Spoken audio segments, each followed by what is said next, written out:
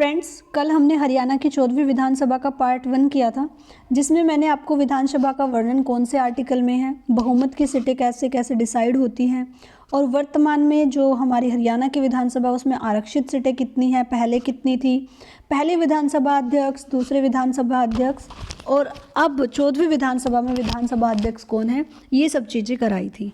चलिए फ्रेंड्स, आज की वीडियो शुरू करते हैं। आज की इस वीडियो में मेरा सबसे पहला क्वेश्चन ये होगा कि वर्तमान में जो 14वीं विधानसभा चल रही है, इसके चुनाव कब हुए थे। तो फ्रेंड्स, इसका आंसर रहेगा 21 अक्टूबर 2019 को। 21 अक्टूबर 2019 को 14वीं विधानसभा के चुनाव हुए थे। और फ्रेंड्स, अगर पूछा जाए कि 14वीं विधानसभा के परिणाम कब घोषित हुए थे, रिजल्ट कब आया था, तो फ्रेंड्स 24 अक्टूबर 2019 को रिजल्ट घोषित हुआ था, जिसमें कि बीजेपी को 40 सीटें, जेजेपी को 10 सीटें और फ्रेंड्स इनेलो कांग्रेस को 31 सीटें, आईएनएलडी को 1 सीट, हेलोपा को भी 1 सीट मिली थी। और फ्रेंड्स, जो अदर होते हैं यानी जो अदर पार्टी होती है उसमें 7 सीट्स उन्होंने जीती थी। अब देखिए, कोई भी, मैंने आपको बहुमत के बारे में बताया था कि जितनी टोटल सीट होती है ना, टोटल सीट को हाफ करके डिवाइड करके 2 से उसमें 1 ऐड कर दे तो वो बहुमत होता है। अब हरियाणा की विधानसभा में टोटल सीटें कितनी हैं फ्रेंड्स? 90 है। 90 का हाफ अगर आप करोगे तो वो 45 आएगा और 45 में 1 ऐड करोगे। इसका मतलब है कि अगर बहुमत दल की पार्टी बनानी है ना, तो एक पार्टी के पास 46 सीटें होनी चाहिए, लेकिन इनमें से तो कोई भी पार्टी ऐसी नहीं थी जिसके पास 46 सीटें हो। तो ऐसे केस में क्या होता है फ्रेंड्स, कोई भी 2 पार्टी मिलकर गठबंधन की सरकार बना लेती है। तो इसमें क्या हुआ, बीजेपी और जेजेपी ने दोनों ने एक दूसरे के साथ गठबंधन किया और गठबंधन करके क्या बना ली फ्रेंड्स, सरकार बना ली। तो जब ये सरकार बन गई तो शपथ ग्रहण की जाती है। आप सबको पता है, कोई भी मंत्री बनता है, चाहे वो सीएम हो, डिप्टी सीएम हो, तो शपथ ग्रहण करता है। शपथ ग्रहण कब की गई फ्रेंड्स? शपथ ग्रहण की गई 27 अक्टूबर 2019 को और इस दिन दिवाली थी। दिवाली के दिन शपथ ग्रहण की गई थी। इसमें मनोहर लाल खट्टर जी ने एज अ सीएम शपथ ली थी। यानी कि हरियाणा के सीएम कौन बने थे? सीएम बनने की शपथ किसने ली थी? मनोहर लाल खट्टर जी ने। और फ्रेंड्स, डिप्टी सीएम बनने की, जो कि मैंने कल की वीडियो में भी बताया था कि अब तक हरियाणा के इतिहास में 6 डिप्टी सीएम हो चुके हैं, जिनमें वर्तमान में 6th जिन्होंने शपथ ली वो थे हमारे दुष्यंत चौटाला जी। यानी कि दुष्यंत चौटाला एट प्रेजेंट में हरियाणा के डिप्टी सीएम है इस 14वीं विधानसभा के और 2024 तक यही रहेंगे। चलिए आगे देखते हैं। अगर बात करें इस चुनाव में कैंडिडेट कितने थे 14वीं विधानसभा में, तो फ्रेंड्स टोटल कैंडिडेट थे 1169 यानी 1169 कैंडिडेट थे, जिस 1169 में 105 फ्रेंड्स फीमेल थी, महिलाएं थी और 1064 पुरुष थे यानी कि मेल थे। महिलाओं ने फ्रेंड्स 9 सीटों पर चुनाव जीता, यानी जितनी भी महिलाएं लड़ी हैं इलेक्शन, उनमें से 9 ने चुनाव, यानी जितने भी 105 फीमेल थी जिन्होंने चुनाव लड़ा, उनमें से 9 सीटों पर महिलाओं ने चुनाव जीता। बाकी की जितनी भी 81 सीट्स थी उन पर किसने चुनाव जीता फ्रेंड्स? पुरुषों ने चुनाव जीता।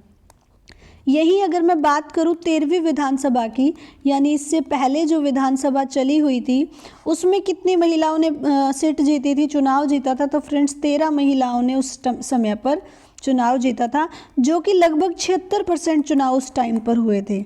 अगर इस बार की बात करूं तो लगभग 68% चुनाव हुए हैं, यानी कि 8% कम चुनाव हुए हैं पहले से, जिसमें मेल यानी पुरुष 69% और फीमेल महिलाएं 67% चुनाव में भाग लिया। ठीक है फ्रेंड्स, अगर क्वेश्चन ऐसे आ जाए कि सबसे ज़्यादा चुनाव किस जिले में हुए हैं, तो अगर आपसे पूछे कि सबसे ज़्यादा चुनाव किस जिले में हुए हैं, तो आप क्या बताओगे फ्रेंड? सिरसा जिले में सबसे ज़्यादा सीटों पर चुनाव हुआ। सिरसा जिले में लगभग 76% चुनाव हुआ। और वहीं अगर पूछ ले सबसे कम चुनाव, तो फ्रेंड्स फरीदाबाद में सबसे कम चुनाव हुए हैं, परसेंटेज कितनी रही? फरीदाबाद में 57% चुनाव हुआ सिर्फ। ठीक है, इसको याद कैसे रख सकते हो? देखिए सिरसा जो ज़िला है ना वो क्षेत्रफल में भी ज़्यादा है, क्षेत्रफल में सबसे बड़ा है, क्षेत्रफल में भी ज़्यादा है, और हम कहेंगे कि चुनाव भी यहीं पर ज़्यादा हुआ। अगर बात करें कि फरीदाबाद की, तो फरीदाबाद क्षेत्रफल में छोटा है, क्षेत्रफल में भी छोटा है, और चुनाव भी यहाँ पर कम हुआ है, तो आप इनको ऐसे भी याद रख सकते हो। ठीक है, चलिए आगे बढ़ते हैं। अगर आपसे क्वेश्चन ये पूछा जाए फ्रेंड्स कि किस सीट पर सबसे ज़्यादा चुनाव हुआ, देखिए सबसे ज़्यादा किस ज़िले में हुआ, तो सिरसा में हुआ। किस ज़िले में सबसे कम चुनाव हुआ, तो फरीदाबाद में हुआ। लेकिन अगर बात करें सीट की कि किस सीट पर सबसे ज़्यादा चुनाव हुआ, तो आप कहोगे एलनाबाद सीट पर सबसे ज़्यादा चुनाव हुआ। एलनाबाद सीट जो है फ्रेंड्स ये सिरसा के अंदर आती है, यानी सिरसा में चुनाव सबसे ज़्यादा हुए हैं, लेकिन उनमें भी एलनाबाद जो सीट है, एलनाबाद वाली जगह की, वहाँ पर 83.6% चुनाव हुआ। इसके विपरीत अगर आपसे पूछे कि किस सीट पर सबसे कम चुनाव हुआ, तो आप कहोगे फरीदाबाद की जो सीट है, फरीदाबाद की सीट पर 49.6% सिर्फ चुनाव हुए हैं। उसके बाद अगर आपसे क्वेश्चन इस तरीके से पूछ ले कि हरियाणा में विधानसभा की सबसे ज़्यादा सीटें कौन से ज़िले में हैं, देखिए ये नहीं पूछा गया कि कहाँ जीता है या कहाँ हारा है, ये पूछा है विधानसभा की सबसे ज़्यादा सीटें हरियाणा में कहाँ हैं। तो हरियाणा में विधानसभा की सबसे ज़्यादा सीटें हैं फ्रेंड्स हिसार के अंदर। कहाँ पर है? हिसार के अंदर। देखिए चुनाव जो जीता, ये चुनाव जो सबसे ज़्यादा जिन जगहों पे हो वो सिरसा है, लेकिन चुनाव की जो सीटें हैं, जैसे सीटें निर्धारित होती है कि हरियाणा में 90 सीटें हैं टोटल विधानसभा की, उनमें सबसे ज़्यादा सीटें कौन से ज़िले में हैं, तो फ्रेंड्स ये हिसार ज़िले में है, टोटल 7 सीट यहाँ पर आती है। और अगर ये पूछ ले कि हरियाणा में कौन से ज़िले में सबसे कम सीटें हैं विधानसभा की, तो सबसे कम पंचकूला में है फ्रेंड्स। पंचकूला में सिर्फ और सिर्फ 2 ही सीटें हैं विधानसभा की, जो कि एक कालका के अंदर आती है और एक पंचकूला में ही आती है। ठीक है, वर्तमान में चरखी दादरी भी एक ऐसा जिला है जिसमें 2 ही सीटें आती है, यानी एक तरीके से ये दोनों, अगर वैसे तो ऑप्शन में दोनों को देगा नहीं, लेकिन अगर दे दे तो ये दोनों भी हो सकते हैं। ठीक है, 2 सीटें इसमें भी है, एक चरखी दादरी की खुद की सीट है और एक भाटड़ा जगह है, एक सीट वहाँ पे आती है। आपको इनमें कंफ्यूज नहीं होना है। अगर पूछे सबसे ज़्यादा चुनाव कहाँ हुए, तो सिरसा में हुए। सबसे ज़्यादा कम चुनाव कहाँ हुए, फरीदाबाद में हुए। अगर सबसे ज़्यादा सीटें पूछे फ्रेंड्स तो हिसार की है, और सबसे कम सीटें पूछे तो पंचकुला में है और चरखी दादरी में है। अब बात करते हैं 14वीं विधानसभा में सीएम कौन है। तो आप सबको बहुत अच्छे से पता है कि हमारी 14वीं विधानसभा में यानी एट प्रेजेंट में जो चली हुई है, इसमें हमारे सीएम यानी चीफ मिनिस्टर कौन है फ्रेंड्स? मनोहर लाल खट्टर जी हैं।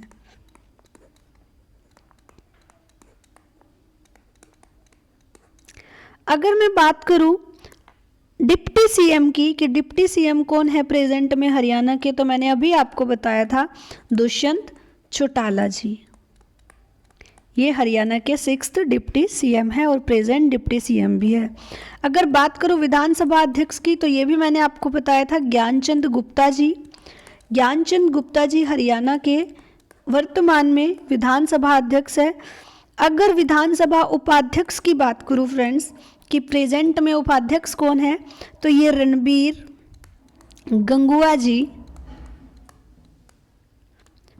गंगुआ जी उपाध्यक्ष है प्रेजेंट में हरियाणा के। और ये कौन से सीट से जीते थे फ्रेंड्स? नलवा विधानसभा सीट है जो कि हिसार की है। नलवा विधानसभा सीट, यहाँ से इन्होंने चुनाव जीता था और ये नलवा कहाँ आता है? हिसार में आता है। ठीक है फ्रेंड्स, अगर आपसे पूछे कि हरियाणा की 14वीं विधानसभा में प्रोटेम स्पीकर कौन है, प्रोटेम स्पीकर कौन होता है फ्रेंड्स?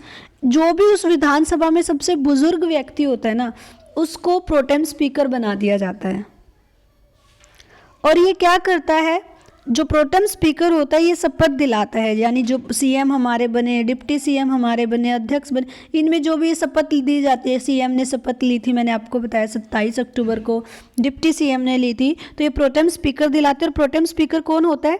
जो उस पूरी की पूरी विधानसभा में जो भी जितने भी व्यक्ति है उसमें जो सबसे बुजुर्ग व्यक्ति होता है। तो ये कौन बने थे? रघुवीर सिंह कात्यान। ठीक है फ्रेंड्स। वहीं अगर मैं बात करूं कि हरियाणा विधानसभा की 14वीं विधानसभा में विपक्ष के नेता कौन हैं, क्योंकि ये भी अपने आप में एक इम्पोर्टेंट रोल निभाते हैं राजनीति के अंदर, विपक्ष के जो नेता होते हैं। तो फ्रेंड्स विपक्ष में नेता है भूपेंद्र सिंह हुड्डा जी, ये भी आपको याद रखना है। ठीक है फ्रेंड्स, आई होप सो आपको ये वीडियो समझ आई होगी। आगे बढ़ते हैं, कुछ 2-4 पॉइंट और हम डिस्कस कर लेते हैं। जैसे हरियाणा भारत का पहला राज्य बना था फ्रेंड, जिसमें पंचायती राज में ईवीएम का प्रयोग किया गया था, यानी हरियाणा भारत का पहला राज्य बना था। किस चीज़ के लिए पहला राज्य बना था फ्रेंड्स? पहला राज्य बना था पंचायती राज में ईवीएम का यूज़ करने के लिए। ईवीएम इलेक्ट्रॉनिक वोटिंग मशीन का प्रयोग हरियाणा ने पहली बार किया था फ्रेंड्स 2007 में। किस चुनाव के लिए? पंचायती राज चुनाव के लिए। तो पंचायती राज चुनाव में ईवीएम का यूज़ करने वाला हरियाणा भारत का कैसा राज्य बन गया था? पहला। और कब हुई थी फ्रेंड्स? 2007 में यूज हुई थी। चुनाव में पहली बार अगर पूछ ले तो 1982 में केरल ने किया था। केरल राज्य ने ईवीएम यूज किया था चुनाव में, अगर चुनाव में पूछ ले तो। लेकिन पंचायती राज के जो चुनाव थे फ्रेंड्स, इनमें हरियाणा ने पहली बार यूज किया था, और ऐसा करने वाला भारत का पहला राज्य बन गया था। इसके बाद एक और हमारे पास होती है मशीन VVPAT, यानी voter verified paper audit trail. इसकी फुल फॉर्म क्या है friends? Voter verified paper audit trail. इसका प्रयोग कहाँ हुआ था फ्रेंड्स? 2019 में जींद के उपचुनाव में हुआ था। ठीक है, ये क्वेश्चन भी है जो कई बार पूछ लिए जाते हैं कि हरियाणा भारत का कौन सा राज्य बना था ईवीएम को यूज करने वाला। तो पंचायती राज में अगर पूछे तो 2007 में हरियाणा पहला राज्य बना था भारत का जिसने ईवीएम यूज की थी। और 1982 में केरल ऐसा राज्य बना था जिसने पहली बार चुनाव में क्या यूज की थी फ्रेंड्स? ईवीएम मशीन यूज की थी। उसके बाद अगर बात करूं दुष्यंत चौटाला जी की, जो कि हमारे अभी 6th डिप्टी सीएम बने हुए हैं, तो ये क्या है? Youth icon of the year 2020 भी इन्हीं को चुना गया, दुष्यंत चौटाला जी को, क्योंकि ये युवा है सबसे। तो youth icon of the year 2020 का यूथ आइकन इनको चुना गया।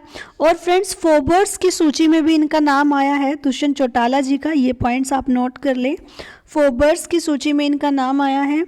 इनका जन्म 3 अप्रैल 1988 को हुआ। और फ्रेंड्स ये 6th डिप्टी सीएम बने हैं हरियाणा के, और सबसे युवा सीएम ये बने हैं, क्योंकि इनकी उम्र जो है वो बहुत ही कम है। ठीक है, अब देखिए फर्स्ट डिप्टी सीएम कौन बने थे फ्रेंड्स? इनसे पहले जो 5 डिप्टी सीएम होते थे हम उन्हें भी देख लेते हैं। फर्स्ट डिप्टी सीएम बने थे चांद राम, उसके बाद फ्रेंड्स मंगल सेन, उसके बाद फ्रेंड्स हुकुम सिंह, फिर बनारसी दास गुप्ता। और जो बनारसी दास गुप्ता जी थे वो तो आगे जाके हरियाणा के सीएम भी बने। उसके बाद फ्रेंड्स मोहन बिश्नोई, ये हमारे 5 डिप्टी सीएम हैं। और छठे हमारे कौन बने हैं? दुष्यंत चौटाला जी। तो आपको ये 5 भी याद रखने हैं। चांदराम होते थे सबसे पहले, फिर मंगल सेन आए, फिर हुकुम सिंह, उसके बाद बनारसी दास गुप्ता जी जो कि हरियाणा के सीएम भी बने एक टाइम पर, और उसके बाद आए फ्रेंड्स चंद्रमोहन बिश्नोई। तो ये थी फ्रेंड्स आज की वीडियो जिसमें मैंने आपको हरियाणा की 14वीं विधानसभा से कुछ क्वेश्चंस कराए हैं। आई होप सो आपको वीडियो अच्छी लगी होगी। अगर आपको वीडियो अच्छी लगी है तो वीडियो को लाइक कर दें, चैनल को सब्सक्राइब करना बिल्कुल ना भूलें, और बेल आइकन को प्रेस कर दें फ्रेंड्स, ताकि आपको मेरी डेली वीडियोज़ की नोटिफिकेशन मिलती रहे। इससे आगे वाली वीडियो में फ्रेंड्स मैं हरियाणा का मंत्रिमंडल कराऊंगी, जो कि 2021 से 2024 तक आपके काम आएगा। 2024 तक ये डाटा चेंज नहीं होगा। तो मेरे साथ जुड़े रहिए। धन्यवाद।